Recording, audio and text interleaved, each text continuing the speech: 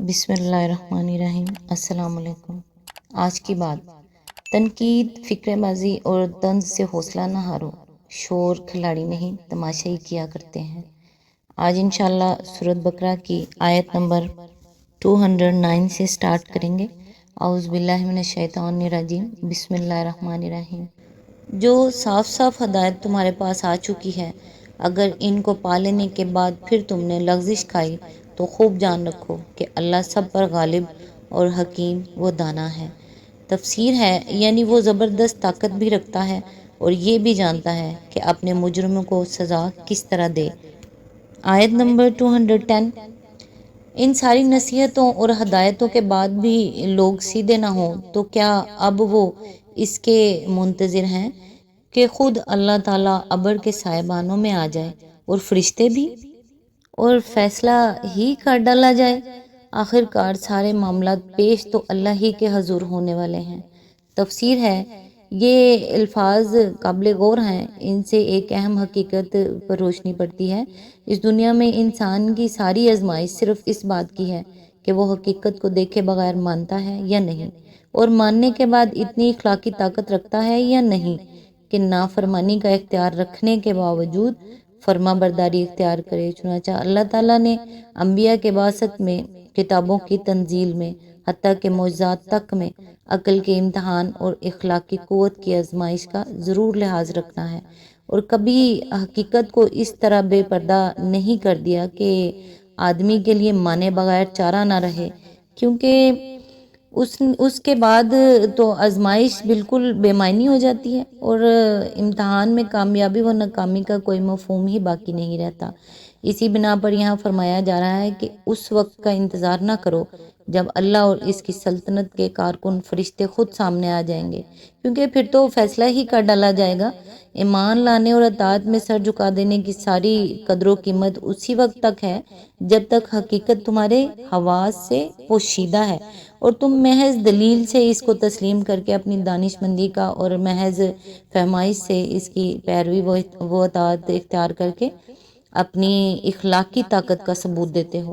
ورنہ جب حقیقت بے نقاب سامنے آ جائے اور تم بچشم سر دیکھ لو کہ یہ خدا اپنے تخت جلال پر متمکن ہے اور یہ ساری کائنات کی سلطنت اس کے فرمان پر چل رہی ہے، اور یہ فرشتے زمین و آسمان کے انتظام میں لگے ہوئے ہیں، اور یہ تمہاری ہستی اس کے قبضہ قدرت میں پوری بے بسی کے ساتھ جکڑی ہوئی ہے، اس وقت تم ایمان لائے اور اطاعت پر آمادہ ہوئے تو اس ایمان اور اطاعت کی قیمت ہی کیا ہے؟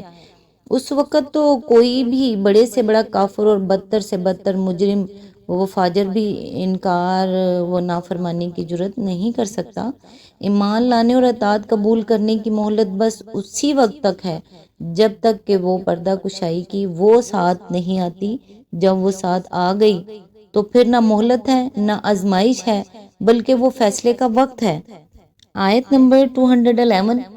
بنی اسرائیل سے پوچھو کیسی کھلی کھلی نشانیاں ہم نے انہیں دکھائی ہیں، اور پھر یہ بھی انہی سے پوچھ لو کہ اللہ کی نعمت پانے کے بعد جو قوم اس کو شقاوت سے بدلتی ہے، اسے اللہ کیسی سخت سزا دیتا ہے۔ اس کی تفسیر ہے، اس سوال کے لیے بنی اسرائیل کا انتخاب دو وجہ سے کیا گیا ہے۔ ایک یہ کہ آثار قدیمہ کی بے زبان کھنڈروں کی بنسبت ایک جیتی جاگتی قوم زیادہ بہتر سامان عبرت و بصیرت ہے۔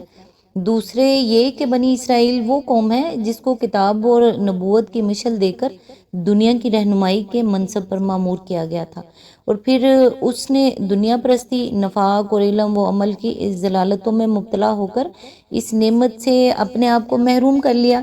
لہٰذا جو گروہ اس قوم کے بعد امامت کے منصب پر مامور ہوا ہے، اس کو سب سے بہتر سبق اگر کسی کے انجام سے مل سکتا ہے تو وہ یہی قوم ہے۔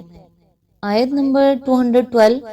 جن لوگوں نے کفر کی راہ اختیار کی ہے ان کے لیے دنیا کی زندگی بڑی محبوب و دل پسند بنا دی گئی ہے۔ ایسے لوگ ایمان کی راہ اختیار کرنے والوں کا مذاق اڑاتے ہیں، مگر قیامت کے روز پرہیزگار لوگ ہی ان کے مقابلے میں عالی مقام ہوں گے۔ رہا دنیا کا رزق تو اللہ کو اختیار ہے، جسے چاہے بے حساب دے۔ آیت نمبر 213۔ ابتدا میں سب لوگ ایک ہی طریقے پر تھے، پھر یہ حالت باقی نہ رہی اور اختلافات رونما ہوئے۔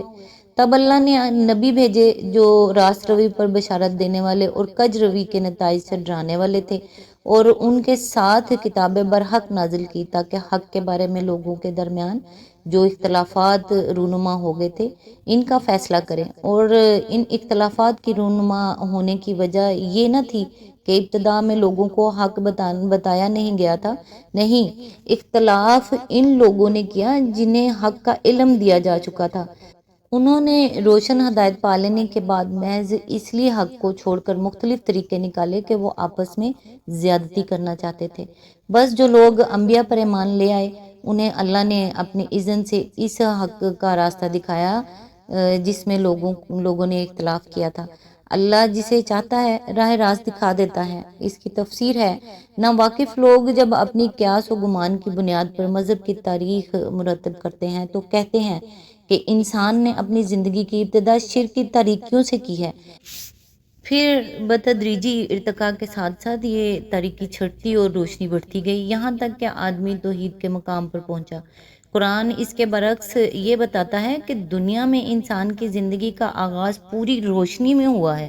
اللہ تعالیٰ نے سب سے پہلے جس انسان کو پیدا کیا تھا اس کو یہ بتا دیا تھا کہ حقیقت کیا ہے، تیرے لیے صحیح راستہ کون سا ہے۔ اس کے بعد ایک مدت تک نسل آدم راہ راست پر قائم رہی اور ایک امت بنی رہی، پھر لوگوں نے نئے نئے راستے نکالے اور مختلف طریقے ایجاد کر لیے، اس وجہ سے نہیں کہ ان کو حقیقت نہیں بتائی گئی تھی بلکہ اس وجہ سے کہ حق کو ماننے کے باوجود بعض لوگ اپنے جائز حق سے بڑھ کر امتیازات، فائدے اور منافع حاصل کرنا چاہتے تھے اور آپس میں ایک دوسرے پر ظلم، سرکشی اور زیادتی کرنے کے خواہش مند تھے۔ اسی خرابی کو دور کرنے کے لیے اللہ تعالیٰ نے انبیاء کرام کو مبعوث کرنا شروع کیا۔ یہ انبیاء اس لیے نہیں بھیجے گئے تھے کہ ہر ایک نبی اپنے نام سے ایک نئے مذہب کی بنیاد ڈالے اور اپنی ایک نئی امت بنا لے، بلکہ ان کے بھیجے جانے کی غرض یہ تھی کہ لوگوں کے سامنے اس کھوئی ہوئی راہ حق کو واضح کر کے انہیں پھر سے ایک امت بنا دے۔ آج تک کے لیے اتنا ہی، نیکسٹ انشاءاللہ آیت نمبر 214 سے سٹارٹ کریں گے۔